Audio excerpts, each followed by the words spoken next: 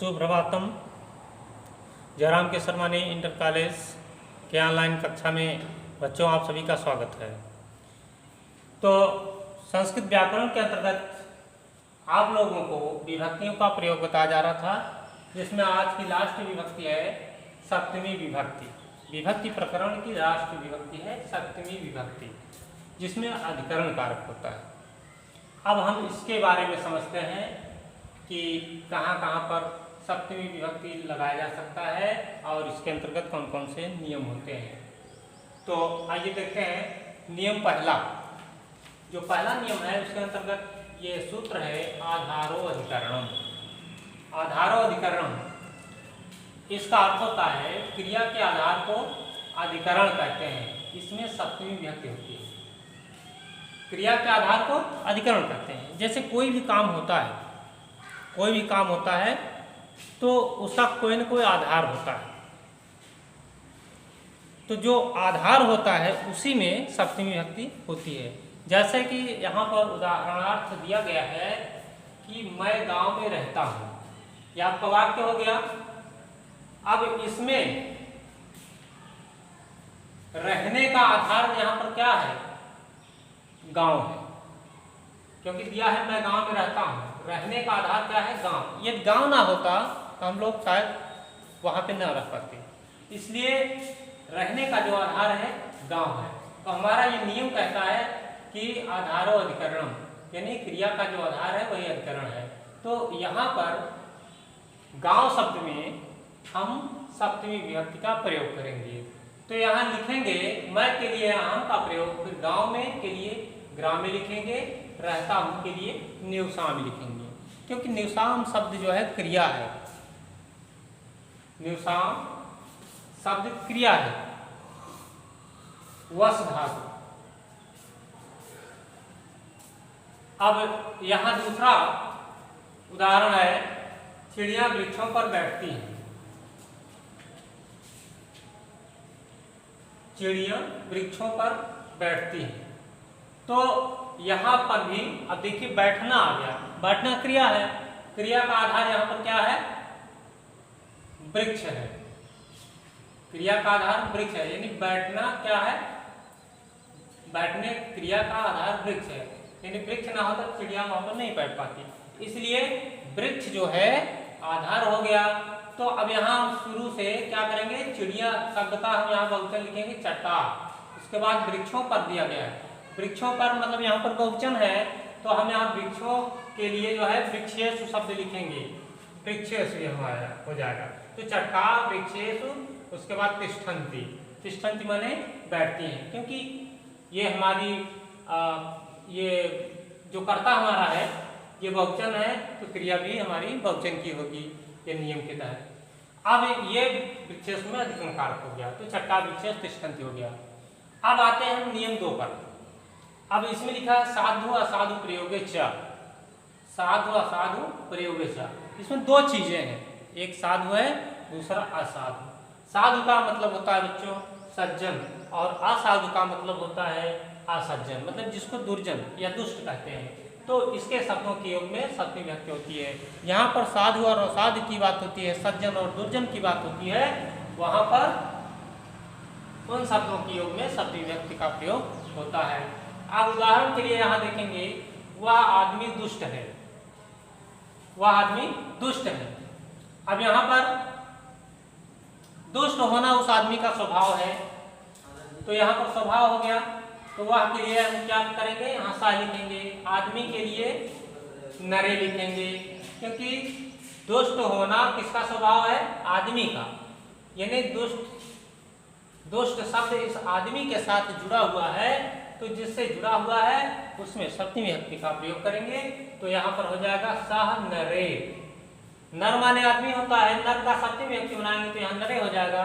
तो हो जाएगा पूरा सह नरे। और दुष्ट है, दुष्ट के लिए असाधु, असाधु लिख देंगे, सह नरे असाधु हो जाएगा। ये आपका वाक्य। अब अगला जो उदाहरण है इसमें दिया है राम माँ के लिए अच्छा है। राम माँ के लिए अच्छा है।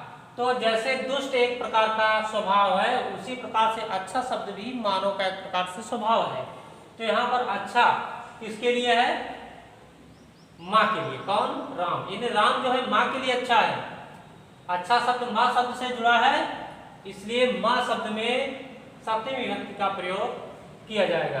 तो यहाँ लिखेंगे राम के लिए रामः, और यहाँ माँ के लिए जो शब्द है उसके लिए यहाँ पर मातर शब्द का प्रयोग करेंगे, क्योंकि मातर जो है सप्तमी विभक्ति है, सप्तमी विभक्ति एक वचन। और यहाँ पर साधु, साधु माने अच्छा, जिसको हम सज्जन बोलते हैं। साधु माने चाहे अच्छा समझ लीजिए, अच्छा कहिए या सज्जन कहिए, बात एक ही है। तो हम यहाँ देख देंगे रामः मातरि साधु, ये हमारा वाक्य हो जाएगा। इसी तरह से अन्य किसी भी वाक्य में यदि साधु असाधु का प्रयोग हुआ है तो उस वाक्य में हम सप्तमी विभक्ति का प्रयोग करेंगे। तो आइए अब अगला नियम देखते हैं, नियम नंबर 3। इसका ये सूत्र है यतश्च निर्धारणम।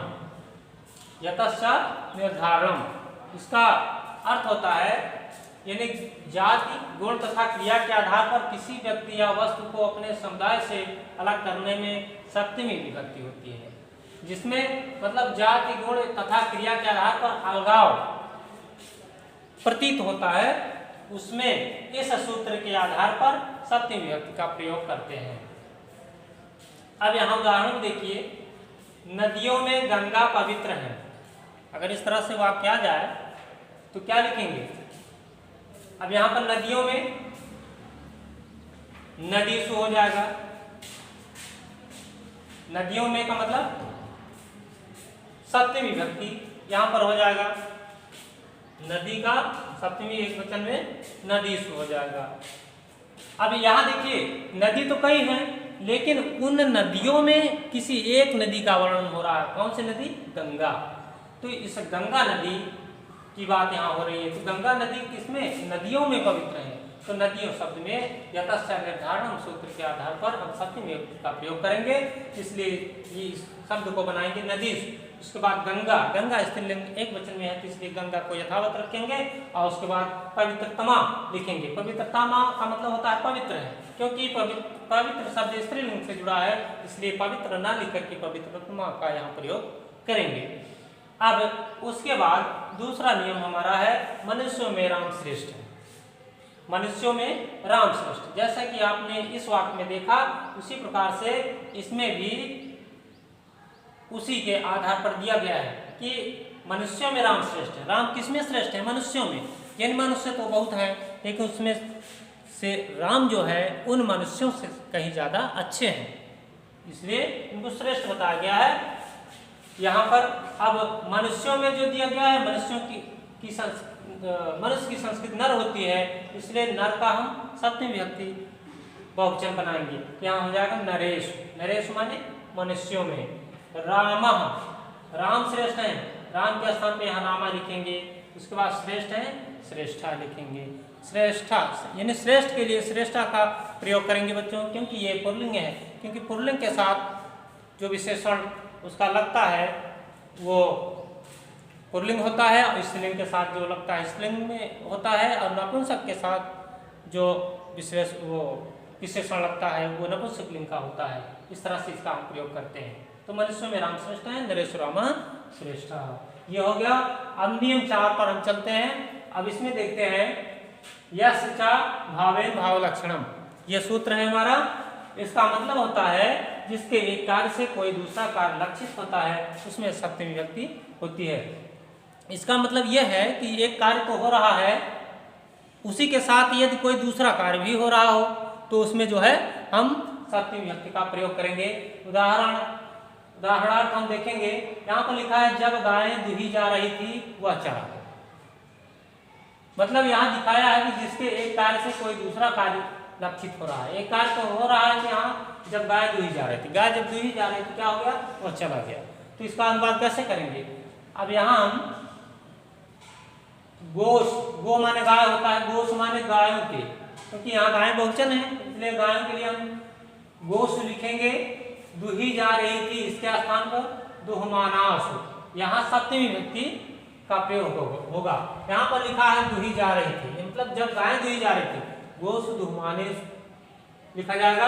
उसके बाद फिर क्या होगा? वह चला गया। यहाँ पर इतना वाक्य ये जोड़ा गया है, इसके लिए यहाँ पर होगा सह गतः, ये भूतकाल की बात है, वह चला गया।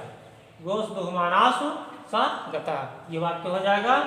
अब इसी तरह से हमारा दूसरा उदाहरण है, जैसे कि यहाँ दिखा है कि राम के वन जाने पर, राम के वन चले जाने पर दशरथ की मृत्यु हुई, ये भूतकाल का वाक्य है बच्चों। अब इसमें देखेंगे हम कि अब यहाँ पर भी दो वाक्य लक्षित हो रहा है। एक तो यहाँ पर दिया है राम के वन चले जाने पर, फिर दूसरा वाक्य है दशरथ की मृत्यु हो गई। अब यहाँ पर दो वाक्य होगा, तो इसमें अब यहाँ पहले हम एक वाक्य का पहले अनुवाद लिखेंगे, राम के वन चले जाने पर, तो यहाँ लिखेंगे रामे वनम गते। गते शब्द में सप्तमी विभक्ति का प्रयोग है, किसके चले जाने पर? राम के वन चले जाने पर, तो रामे वनम गते यहाँ लिखेंगे। तो अब इसके बाद क्या हो गया, फिर दशरथ की मृत्यु हुई, इसके आगे हम इसको जोड़ देंगे दशरथः मृतः, रामे वनम गते दशरथः मृतः, ये हमारा पूर्ण वाक्य हो गया। इसी तरह से हम जिसमें दो वाक्य होते हैं, एक कार्य हो रहा है तो उसके साथ कोई दूसरा कार्य भी हो रहा है, तो उसमें जो है हम सप्तमी विभक्ति का प्रयोग करके हुए उस वाक्य का निर्माण करेंगे। अब नियम 5 पर हम चलते हैं, जो लास्ट आपका नियम है। इसमें स्नेह, आदर, अनुराग, व्यवहार, अर्थ वाले शब्दों में सप्तमी विभक्ति होती है। यहाँ पर आपको स्नेह, आदर, अनुराग, व्यवहार इत्यादि शब्द प्रतीक हो जिस वाक्य में, उस वाक्य में भी सप्तमी विभक्ति का प्रयोग किया जाएगा। उदाहरण के लिए यहाँ पर देखते हैं, यह है माँ बालक से स्नेह करती है, माँ बालक से स्नेह करती है। अब यहाँ स्नेह शब्द आ गया, स्नेह शब्द जैसा कि नियम में भी है, तो माँ बालक से स्नेह करती है, तो माँ जिससे स्नेह करती है उस शब्द में सप्तमी विभक्ति का प्रयोग किया जाएगा। इससे माँ के लिए हम माता लिख देंगे, बालक से, तो यहाँ बालक का बालके हो जाएगा, माता बालके स्नेहति, स्नेहत माने स्नेह करती है, क्योंकि ये वर्तमान काल का वाक्य है आपका। उसके बाद दूसरे उदाहरण पर यहाँ पर दिया गया है, वह पिता का आदर करता है, वह पिता का आदर करता है। अब यहाँ किसकी आदर की बात है? पिता के। कौन करता है? वह के लिए हम सा लिखेंगे। पिता के आदर की बात है तो यहाँ पिता का सप्तमी विभक्ति बना करके यहाँ लिखेंगे पितरि, सा पितरि, आदर का आदरम हो जाएगा, करता है कि करोति, सा पितरि आदरम करोति, जिसका आदर कर रहा है उसमें सप्तमी विभक्ति लगाएंगे। पिता का आदर कर रहा है, पिता में सप्तमी विभक्ति लगा करके पितरि हो जाएगा, पिता लिखेंगे पिता के रूप में, शब्द रूप में। तो इस तरह से ये आपका वाक्य हो जाएगा। ये सभी विभक्तियां आपके सामने वीडियो वाइज प्रस्तुत की गई। अब हमारा ये विभक्ति प्रयोग प्रकरण समाप्त हुआ। अगला हम नया प्रकरण अगले वीडियो में लेकर के हम उपस्थित होंगे। तब तक के लिए बच्चों धन्यवाद।